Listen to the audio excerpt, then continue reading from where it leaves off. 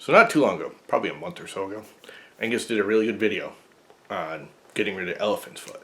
But toward the end of it, he made mention of setting your height on a model and having to use a raft if you want to get the correct height. Let me show you. But there's one key issue that none of these tweaks will fix, and sometimes it's really important, and that's the overall height of your model. Say you want to print a 20mm cube that's 20mm high, and you print it on a 3D printer. I give you a challenge, go try it and measure it. It won't be 20mm, it'll be like 19.8 or something a little bit less. This is a 15mm bracket. It's just a little wire clip. And my fix makes it 15.04. I don't know if you can see that on the camera. Oh, hopes I get it right side up. 15.04. And it's that accurate with my tricks. But unless your 3D printer is absolutely perfectly dialed in, that first layer will be squished a bit, which means the Z height overall of the print will be reduced. So sometimes you just need a perfect model and you need to use a raft.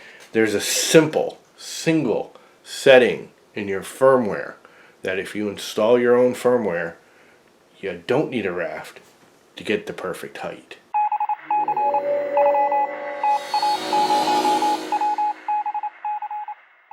Alright, so normally Angus is right. Most people getting a brand new printer, not really knowing what they're doing, are going to have this issue. Anyone who's ever done their own firmware, though, can easily correct this. And it's a simple setting right here.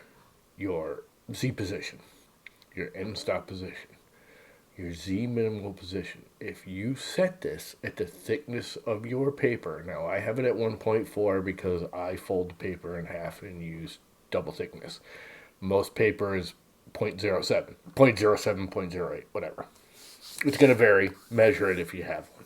But if you set the Z height and install your firmware, you won't have this issue. And that's it. That's the whole thing. Now I also do it on my Y position. I have my nozzle slightly off the bed on the Y setting. When I load or unload filament, I can have that little string of oozing off the bed and not onto the bed. But that's all you got to do. If you set this Z position to the height of whatever you're using to trim your bed with or level your bed with off the actual bed, piece of paper, whether you use a feeler gauge, whatever you use, measure its thickness, type that in right here, and you'll get darn close to exact printer heights on your models. That's it. So yeah, there you have it. Now, I'm not picking on Angus in any way, shape, or form. Angus is awesome. I probably know like 3 people of all the people I know that do their own firmware and everything that do this. And a lot of people use auto bed leveling, so it's less important, but you can still set it and get a better model height even with auto bed leveling. When you set your auto bed leveling, you know, the sensor stops it before the nozzle actually hits the bed. Find out what that distance is, the nozzle's off the bed, type that into your VS Code, upload your firmware, and you will get much, much, much more accurate Z height models. They'll be within 1/100 of a millimeter, not 1/10 of a millimeter or worse. And that's it.